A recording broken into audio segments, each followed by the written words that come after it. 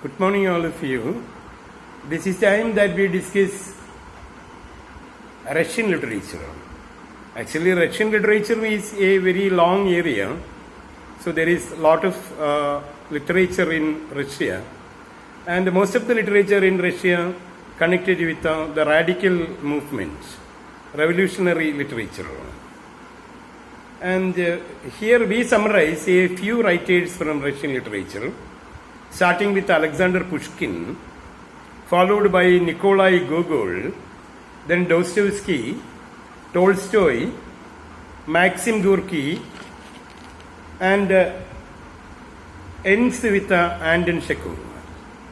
And here we come to find only a few writers from the Russian area, and these are the important writers UGC is interested in asking questions. And we start with Alexander Pushkin. Pushkin is one of the earliest of Russian writers. He was a poet, novelist, playwright, and story writer. And he is considered as the founder of modern Russian literature. And it is the reason why we consider him as an important Russian writer. He is considered as the founder of modern Russian literature. And after graduation, he recited his poem, Ode to Liberty. Actually, he started writing poems when he was very young. And after the completion of his degree, he recited a poem, and it was entitled Ode to Liberty. And for that, he was expelled from Russia by the orders of the Tsar Alexander I. So it was at the time, Russia was ruled by the emperors called the Tsars. Alexander I was the Tsar then, and he heard about the poetry written by Alexander Pushkin, and it was on liberty. And for that he was expelled from Russia, and he lived in exile in various places, and during the time he produced his play Boris Gutner. And Alexander Pushkin is mainly known for his verse novel Eugene Onegin. Actually, he is considered as the founder of the modern Russian literature, and he was also a romantic at the same time. And he got married with a very beautiful girl named Natalia, and later he was forced to fight in a duel with her cousin. So there was her cousin who fought with Alexander Pushkin in a duel. And it was at the time there was the practice of duels to settle issues. And Pushkin was forced to get into a duel, and he was killed in the duel. And one of the important works produced by him in his early career is Ruslan and Lyudmila. Ruslan and Lyudmila. And it was an adaptation made from Ariosto and Voltaire. The model he followed was from the Italian writer Ariosto and the French writer Voltaire. And there are a number of other poems also written by him. This Ruslan and Lyudmila was actually an epic fairy tale. Ruslan and Lyudmila. And there are 6 cantos with an epilogue also. The story of the abduction of Lyudmila. Lyudmila was actually the daughter of a prince named Vladimir. And she was abducted by a wizard. And he was defeated by, the wizard was defeated by a brave knight named Ruslan. And the story of Ruslan and Lyudmila was produced by him as an epic fairy tale in 6 cantos. It's a long poem, Ruslan and Lyudmila. It was produced in the year 1820. And his next important work is Boris Godunov. It was a closet play, and there are 25 scenes in the closet play.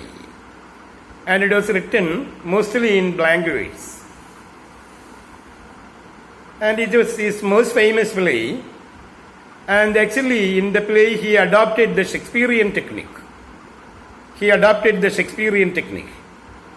And this play actually was a history play.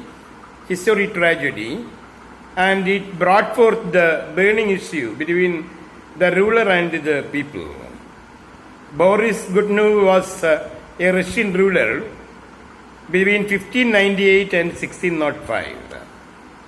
And he was a very good ruler. Actually, it was during the time of the Tsars, Boris Godunov became the ruler. And he didn't actually belong to the Tsar family. Accidentally, he came to be made as the ruler there. And after all, becoming ruler, he tried to make good relation with the people, but the people generally hated the ruler. And it was he who encouraged the English merchants to trade with Russia. And he favored the Russian Orthodox Church also, Boris Godunov. And he made many domestic reforms. And after his death, actually, Russia descended into the time of troubles. And it was a very good time. Alexander Pushkin recreated a period from the Russian history in his historic play, Boris Godunov. And it was written in 1831. And Pushkin is mainly known for his novel, verse novel, Eugene Onegin. It was written as a verse novel in 389 stanzas. And the stanzas are written in iambic pentameter. There are 5,446 lines altogether. And in the verse novel, he adopted a new rhyme. A rhyme scheme was introduced by him. A special kind of rhyme scheme. ABAB, CC, DD, EFF, GG. And it was a special kind of rhyme scheme he adopted in his verse novel, Eugene Onegin. And from the rhyme scheme, we come to find that there are uppercase letters and lowercase letters. The uppercase letters or the capital letters represented feminine rhythm. And normally in the uppercase letters, there will be an additional unstressed syllable. The line will end with, the word will end with an unstressed syllable. The last alphabet will be an unstressed alphabet. So in words like pike, hike, sample, simple, love, we come to find that there is E at the end of these words. And the E is a silent alphabet. There is no stress given to the final alphabet. If a word ends with unstressed alphabet, so it's considered as a feminine rhythm. And for that, so the capital letter will be used, the uppercase letter will be used. And the lowercase letters are called male rhythm. And in the male rhythm, the last syllable will also be pronounced. There will be no leaving out of the last syllable in male rhythm. And the male rhythm is noted through lowercase letters. In Eugene Onegin stanza, we come to find, so the rhyme scheme is AB, AB. And in the AB, AB, we come to find A is capital and B is small. And A represented the female rhythm and B represented the male rhythm. And after the AB, AB, we come to find that there are two uppercase CC. And this CC actually represented the female rhythm. So it's very interesting to note the rhythm pattern used by Alexander Pushkin for his verse novel Eugene Onegin. And it was published in 1833. Actually, it appeared in serial form between 1825 and 1832. And it came as a book in 1833. And this is a novel in verse format. And the protagonist is Eugene. And Eugene is a handsome young man. So, slightly a rich, handsome young man from St. Petersburg. And he is aged 26 years and he is selfish. And actually, he is almost like a Byronic hero. Alexander Pushkin actually wanted to introduce a Byronic hero who has seen life in various places and after all weary about the enjoyments, and world weary, cynical person will be a Byronic person. In Byron's Child Harold's Pilgrimage and in Don John, we come to find the Byronic hero, world weary, has got a lot of experiences and is not interested in enjoying anything new and looking around the world and seeing the world, becoming part of the world, and he can adjust with people. And he will be a seducer of ladies, or he will be seduced by ladies. In Child Harold, we come to find Harold is a seducer of ladies. And in Don John, we come to find John is seduced by ladies. Anyway, a world-weary, cynical person is a Byronic hero. And in Eugene Onegin, Alexander Pushkin also introduces a Byronic hero. And he looks almost like a Byronic hero. And he kills his friend Lenski. He came into friendship with a young man named Lenski. Lenski was only 18 years old and was a poet. And it was Lenski who introduced Eugene to a beautiful girl named Tatiana. And for winning Tatiana, they came in to engage in a duel. And I told you during the time there were the duels to settle issues. And both came into a duel, the friend Lenski and Eugene. They came into a duel and Lenski was killed by Eugene. And Eugene became very sorrowful. And after all, he didn't try to marry Tatiana and left the place. And he wanted to mourn on the death of his friend. Actually, he killed his friend and he was remorseful. He wanted to regret the murder he had done. And after all, he wanted a lot. And he returned years later and found that Tatiana was married to a senior count. And he approached Tatiana. Now he wanted to love Tatiana.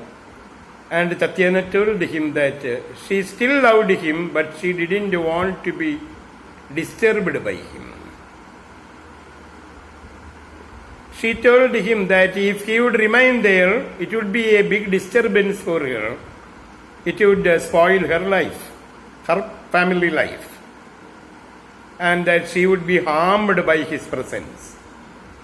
So Eugene was forced to leave the place.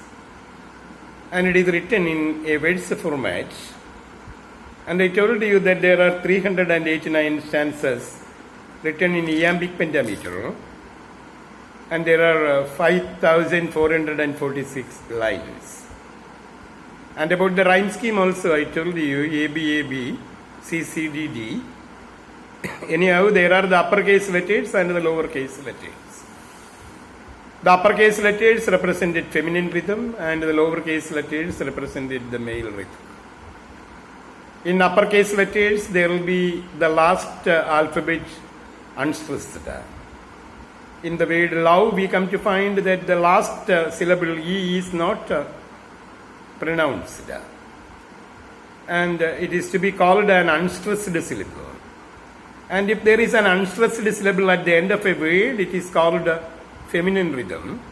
And feminine rhythm is represented by uppercase letters, capital letters. And the lowercase rhythm, the lowercase letters will represent male rhythm. And in male rhythm, all the alphabets of the word will be pronounced. There will be no leaving out of an unstressed syllable at the end. And this is a very special kind of rhythm employed by Alexander Pushkin. It's a very popular poem, Eugene Onegin. And adopting the method of Eugene Onegin, one Indian writer named Vikram Seith, a living Indian writer, had produced a verse novel called The Golden Gate. And in Golden Gate, there are 519 Onegin stanzas. 590 Onegin stanzas. And it was the first novel produced by Vikram Seith, written in the verse format, imitating the Onegin stanza, and it was produced by him in 1986. And Vikram Seith, I told you, is a living Indian writer and very noted writer also. And he received the Sahitya Academy Award also for this verse novel, The Golden Gate. Remember always, The Golden Gate. Published in 1986, and Seith received the Sahitya Academy Award in 1988. And Seith is also very popular for his very long novel called A Suitable Boy. And it was produced by him in 1993. And he actually wanted to produce a sequel to this novel, and still the sequel has not yet been produced. And Vikram Seith says that it will come out soon, and he had promised to bring out the novel A Suitable Girl in 2017, but still in 2021 the novel is not published, and still we are waiting for the novel to come from Vikram Seith. And in the context of Eugene Onegin, we remember the name of Vikram Seith also. Seith was born in 1952, a living Indian writer, a very noted writer, and adopting Eugene Onegin, he produced the verse novel The Golden Gate, which received the Sahitya Academy Award also, and it was his debut novel. And there are 590 Onegin stanzas. In the original Eugene Onegin verse novel, we come to find that there are 389 stanzas. But in Vikram Seith's novel, The Golden Gate, there are 590 Onegin stanzas. And after Alexander Pushkin, we come to find the next important Russian writer, Nikolai Gogol. And it was he who started the natural school of literary criticism and literary realism in Russian literature, starting the literary realism and criticism.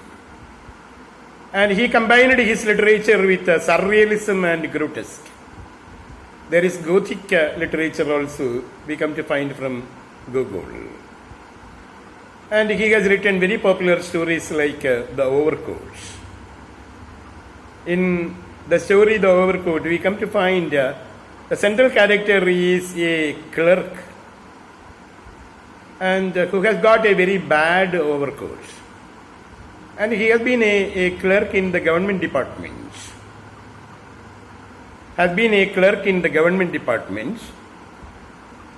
And he is called Akkaki, A-K-A-K-Y, Akkaki. And he is a clerk in the government department, and he has got an overcoat. But it is a bad overcoat, and for that all his friends used to criticize him. And they used to create a lot of scandals also on his torn overcoat. And he planned to buy a new overcoat, cloth and the other materials for stitching a new overcoat. And for that he made money, adjusted his expenses and collected money. And finally he was able to buy the cloth for the coat, and with a friend, a one-eyed tailor, he went to St. Petersburg and bought material for the coat and stitched the coat. And it became a very magnificent coat that everyone started speaking about the coats owned by Akkaki. And the officers also became interested, and they provided him a dinner also in honor of his new coat. And after the dinner, as he was on his way back wearing the coat, he was attacked by a set of ruffians. A set of robbers attacked him and stole away the coat. And his whole life is in search of the coat. And this is all what we come to find from the story, Overcoat. And there are the the ghost also introduced. The ghost is there introduced at the end as hunting for the coats. And he has been found hunting for the coats, and the people wake up in the morning finding that their coats are lost. And there is a Gothic style also adopted in the story, overcoats. And he has got only one novel, and it is called Dead Souls, and it was produced in 1842. Nikolai Gogol, and Gogol has been a very popular writer, and his overcoat is a very noted story. And Nabokov, Vladimir Nabokov, the author of Lolita, Vladimir Nabokov, Russian-born American writer, regarded the story, The Overcoat, as the greatest Russian story, the greatest Russian short story ever written. And it was the opinion made by Vladimir Nabokov. And Nikolai Gogol is very popular for his novel, Dead Souls. It was produced in the year 1842. And it is a prose novel, and it has been subtitled a poem. And popularly, the novel has been called an epic poem in prose. The novel has been called an epic poem in prose. And it was his friend Alexander Pushkin who suggested the idea. The idea of the novel was actually suggested by Alexander Pushkin. And it was intended to be written as an imitation of Dante's Divine Comedy. Actually, he wanted to produce the novel Dead Souls as an imitation of Dante's Divine Comedy. Dante's Divine Comedy, we know, is written in 3 parts. And he wanted to produce Dead Souls imitating Dante's Divine Comedy. And the plan was to make his character Chichiko. The central character is called Chichiko, making him journey through hell and to become punished there. And he wanted actually to adopt Dante's Divine Comedy and to make his hero Chichikin pass through hell and then to purgatory and then again thrown into the hell as part of a punishment. And then he will become exonerated and sent to purgatory. And he will be finally reaching to heaven, was actually the plan adopted by Nikolai Gogol while producing the one and only novel, Dead Souls. And in actuality, the central character Chichiku is an anti-hero.